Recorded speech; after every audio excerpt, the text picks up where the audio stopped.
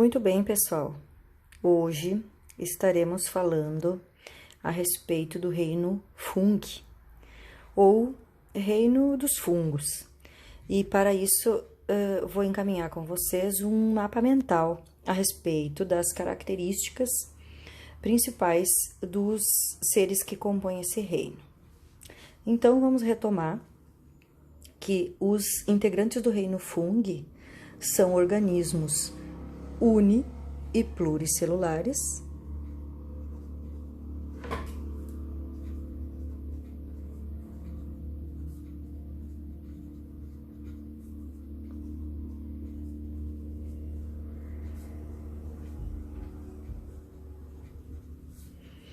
todos eucariontes,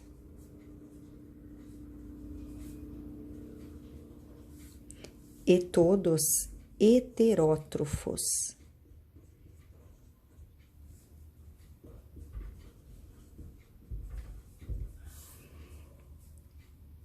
Tá? Então, algumas espécies de fungos vão ser unicelulares, tá? Outras espécies pluricelulares ou multicelulares. Eucariontes, lembrando da célula que apresenta a membrana nuclear, a carioteca, né? E heterótrofos ou heterotróficos são todos aqueles organismos que não conseguem produzir o seu próprio alimento, não realizam fotossíntese, então os fungos estão incluídos nessas características. Aí vamos lembrar quem é que são eles, tá? As leveduras ou os fermentos, bolores, mofos,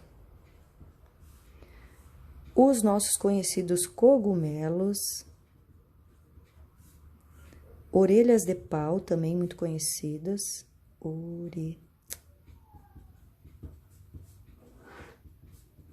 orelhas de pau, líquens, tá?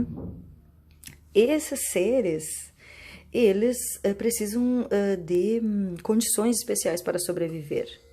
Nós podemos lembrar, então, que eles precisam de umidade, ambientes úmidos, calor,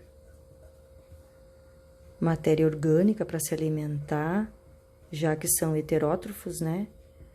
Matéria orgânica e pouca luz. Condições necessárias para o desenvolvimento dos fungos, tá? E aí temos uma outra característica importante que os diferencia de outros seres, como as plantas, que as células dos fungos, elas têm um reforço de um outro carboidrato, que é a quitina ou glucanos. Então, células com um material chamado quitina ou glucanos.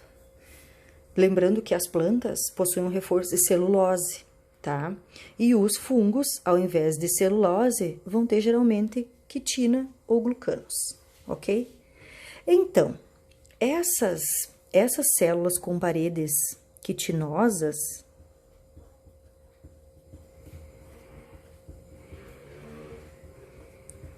vão apresentar estruturas chamadas hifas, tá? As paredes quitinosas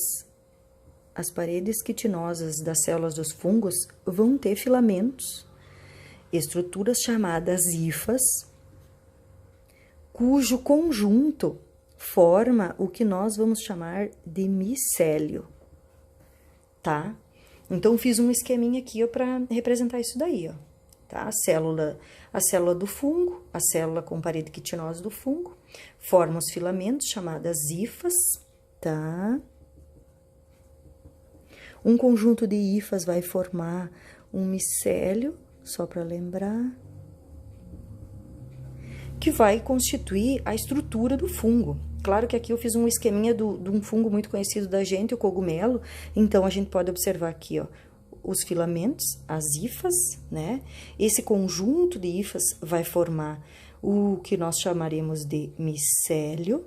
E em alguns fungos, como no caso dos cogumelos, esse micélio vai formar um corpo de frutificação, tá?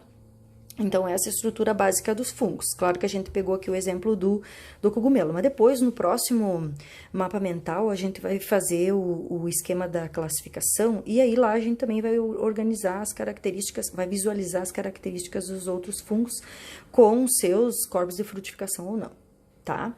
Então, voltando para cá, ó, nós temos, podemos ter dois tipos diferentes de hifas nas células dos fungos, tá?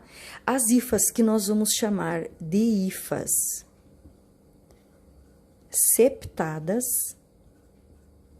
com septos, com essas divisões entre o filamento. Então, olha, aqui a gente observa as divisões entre uma célula e outra, formando a hifa, certo? E esse tipo de hifa vai estar presente na maioria dos fungos nossos conhecidos, os cogumelos e as orelhas de pau, mas também nós vamos ter fungos com hifas não septadas. E essas hifas também podem ser chamadas cenocíticas. Tá? Percebam aqui, ó, que não existe a divisão dos septos, não existe separação entre uma célula e outra das hifas dos fungos, das hifas não septadas, tá? Então, essa é a estrutura básica dos fungos, certo? E aí, mais uma característica que nós vamos lembrar é a reprodução dos fungos. Os fungos reproduzem-se, então, sexuadamente ou assexuadamente, através de esporos, certo?